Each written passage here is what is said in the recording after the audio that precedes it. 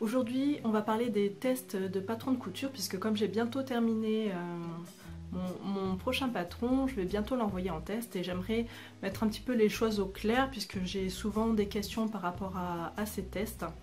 Donc j'ai décidé de répondre à toutes ces questions dans une vidéo, comme ça c'est plus simple. Tout le monde sait ce que j'attends.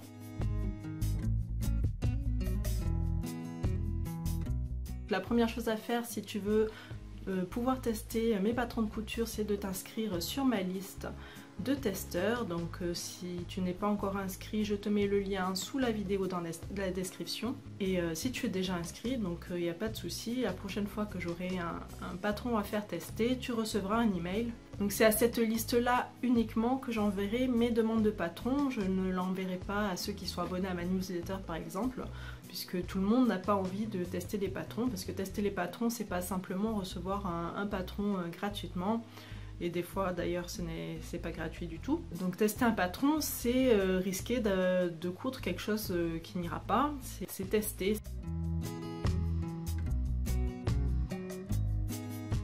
Donc une fois que tu as reçu l'email, ça veut dire que voilà, ça y est, j'ai un nouveau patron qui est en test. Donc dans ce mail, qu'est-ce qu'il y a? Donc en général, on a une photo, une image du patron et de ses différentes variantes, une petite description pour te dire un petit peu ce que c'est. Je mets aussi une grille de mensuration pour que tu vois à peu près à quelle taille ce patron est disponible. Je rajouterai aussi les fournitures nécessaires. Alors il faut savoir que les fournitures en tissu, etc. élastique, je ne le fournis pas.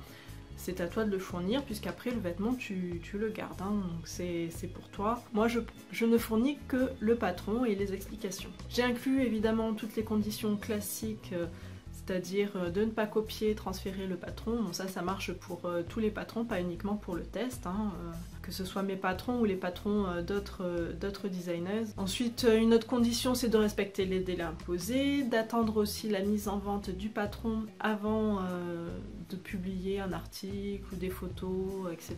sur vos comptes, vos réseaux sociaux. Et aussi de compléter le document de relecture du patron, puisque c'est là-dessus que je verrai toutes les erreurs que j'ai à corriger ou toutes les remarques que tu peux faire sur ce patron. Et sur cet email, tu as aussi le lien pour postuler, donc pour m'envoyer ta candidature à ce test. Toi, qu'est-ce que tu dois faire une fois que tu as reçu cet email? Donc si tu veux et que tu peux faire ce test, parce que ce n'est pas du tout obligatoire. Il se peut très bien que ça soit trop court, le délai soit trop court pour toi, que tu n'aies pas du tout les fournitures et pas le temps d'aller les acheter, ou que tu n'as pas les moyens de les acheter tout de suite, il y a plein de raisons possibles pour lesquelles tu ne peux pas participer à ce test. Si ce n'est pas du tout un patron qui te plaît, qui te tente, si tu n'as pas envie de coudre ce vêtement-là, rien n'est obligatoire. De ne pas répondre à ce mail ne te fera pas sortir de ma liste de testeuses, pas du tout. Donc si pour toi tout est bon, alors tu peux postuler. Dans ce cas-là, il te faut absolument cliquer sur le lien que je te mets dans le mail et remplir le questionnaire. Sans ça, ta candidature ne sera pas prise en compte. Donc pour répondre à ce questionnaire, tu as un temps limité aussi, donc ça me permet aussi de limiter le nombre de personnes inscrites. Une fois que ton questionnaire est validé, c'est bon, donc il ne te reste plus qu'à attendre que j'ai fait ma sélection.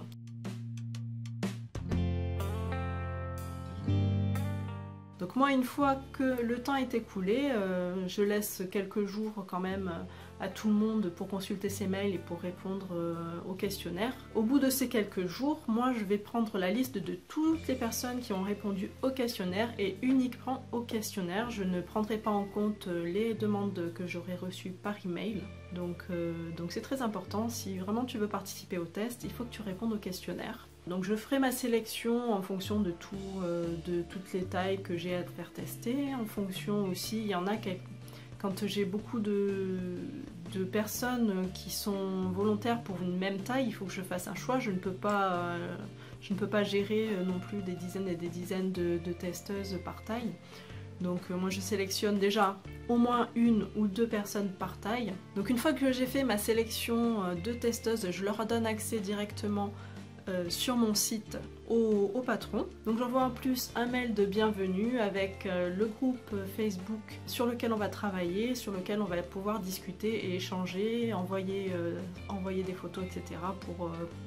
pour le déroulement du test. Et j'envoie aussi un mail de fin de sélection à ma liste de testeurs pour indiquer que ça y est, le test est commencé, que j'ai sélectionné les personnes qui vont tester le patron pour moi et que donc si elles ne font pas partie, c'est pas grave, ce sera pour la prochaine fois. Donc par ailleurs, toutes les personnes qui sont abonnées à mon site couture, sur mon site web, toutes ces personnes-là ont déjà le patron, ont déjà accès à tout ça et peuvent, si elles le souhaitent, participer au test. Et c'est pareil, il suffit de répondre au questionnaire, comme les personnes qui sont non abonnées, pour que je sache quelle taille sera testée en fait. Donc les abonnés sont sélectionnés d'office au test.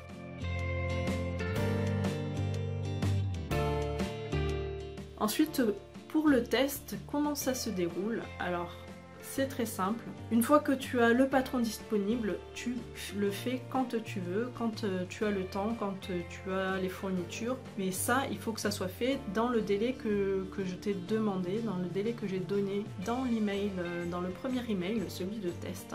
Pour les tests de patron, je n'ai pas envie que ça dure 2 mois.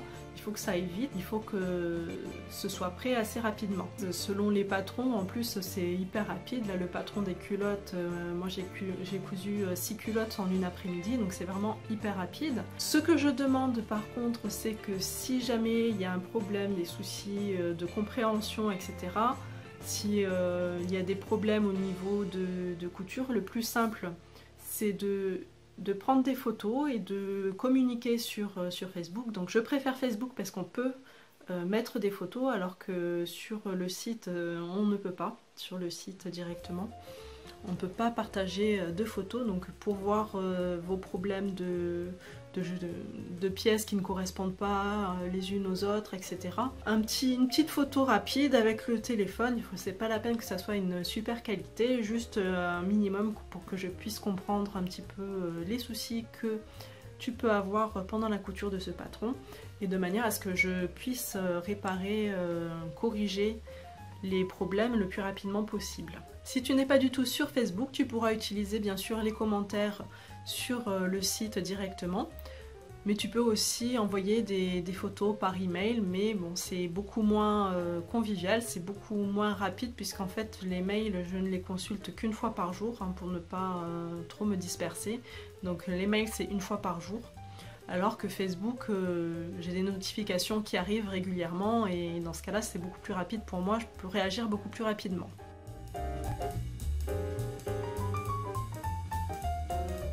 Donc il y a plusieurs parties à tester. Donc il y a la partie documents où il faut vérifier tout ce qui est écrit, vérifier qu'il n'y a pas de fautes d'orthographe, de grammaire, enfin, des fautes de français, qu'il n'y a pas d'erreurs des fautes de frappe, qu'il n'y a pas d'erreurs dans les numérotations de pages, ce genre de choses.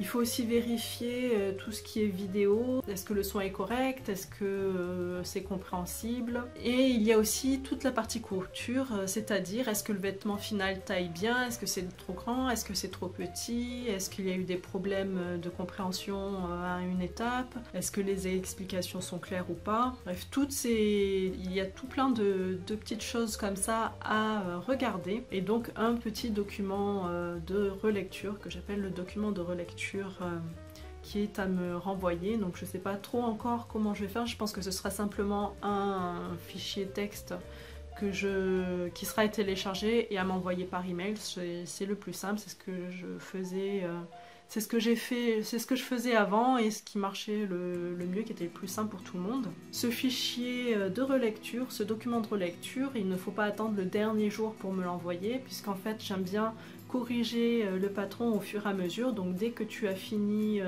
ton patron, tu remplis le document et tu me l'envoies. Comme ça, moi je vois si tu as trouvé des erreurs, je peux les corriger de suite et comme ça il n'y a pas de souci. Pour moi ça va beaucoup plus vite, et puis celles qui n'ont pas encore commencé, ben, elles ont déjà la correction.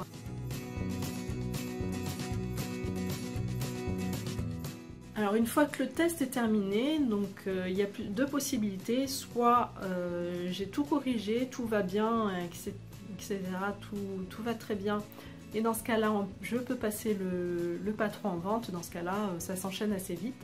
Et sinon, c'est que j'ai beaucoup de choses à faire, mais ça peut arriver aussi. Je peux décider ça en plein milieu du test. Si j'ai vraiment beaucoup de choses à modifier, dans ces cas-là, je mets sur pause et je fais un deuxième tour de test avec un autre envoi de mail à toutes les testeuses, etc. Enfin, on repart à zéro en fait.